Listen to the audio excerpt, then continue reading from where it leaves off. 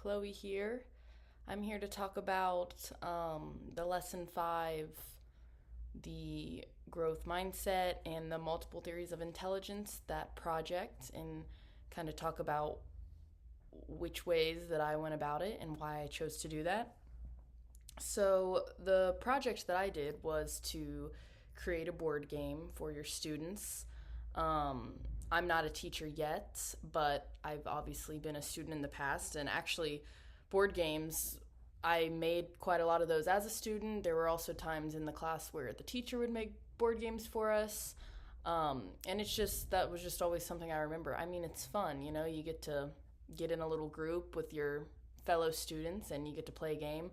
I personally love board games on the larger scale outside of the classroom. I'm a big board game person, love to have game nights. So it kind of just made sense. I was like, oh, yeah, I'm definitely going to make a board game.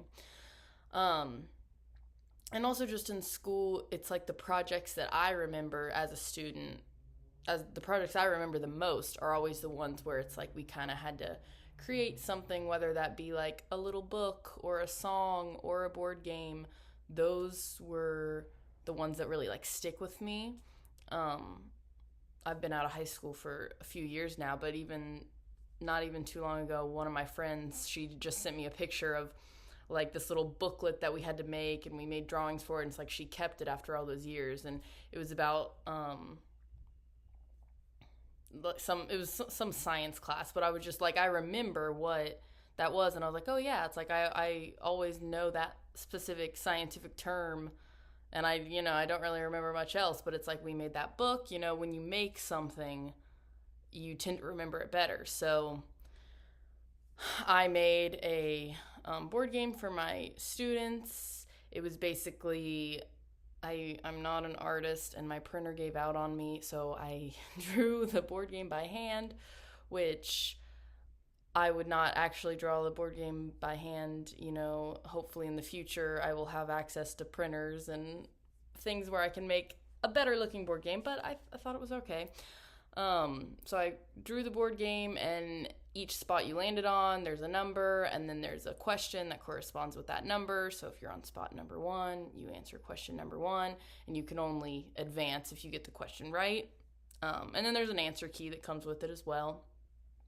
But the questions, I mean, it's what we've been talking about this week: the growth mindset versus the fixed mindset, from Carol Dweck, and then we've got Gardner's theories of multiple intelligences. And I do like the growth mindset. I will definitely probably implement that more into my classroom than a fixed mindset. However, um, I do want to set realistic goals for my students. And the growth mindset is, you can do anything, which is a great thing to tell students.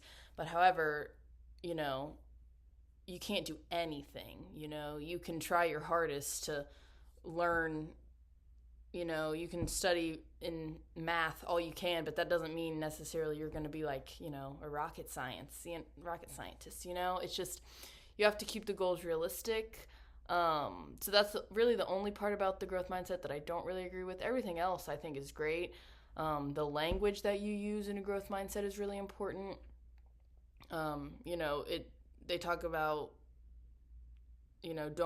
don't be like, oh wow, like, you're so smart, on the surface level. That's obviously a compliment. That sounds like a positive thing, but especially when you're in classrooms with kids, and the smart kids rise, and then the bottom, it separates very quickly. And once you kind of have made those separations, it can sometimes be hard for a kid who may be considered in the not so smart group of the class. It can kind of be hard for him to jump out of that if he's constantly hearing, oh, well, it's like those kids are just so smart. There's nothing I can do about it. They're just way smarter than me. And the growth mindset says, well, no, like everyone can reach their potential.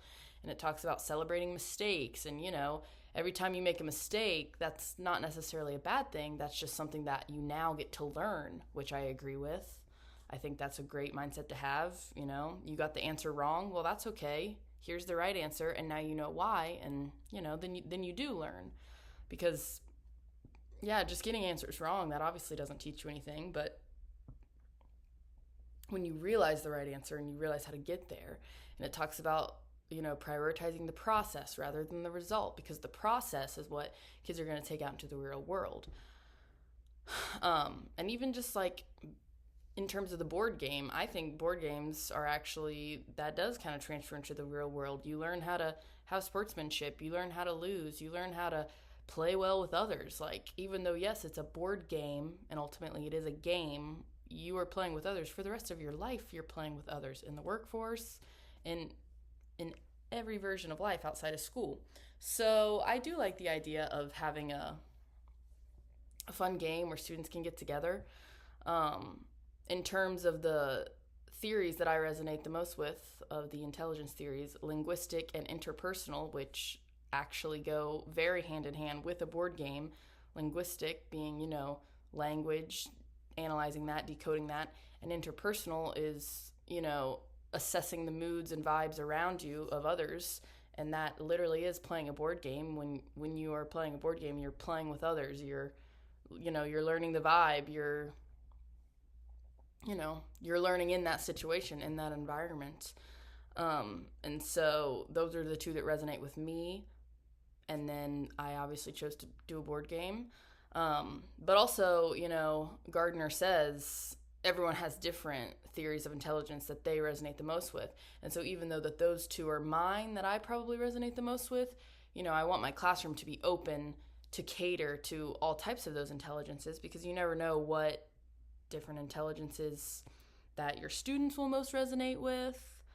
Everyone is different. Also, there's not just one or two. Like, I'm sure there's more that I do resonate with. It's just those were my top two. I can probably relate to all of them on some level. But yeah, so that's why I chose the board game. It kind of goes hand in hand with my theories of intelligence that I resonate the most with.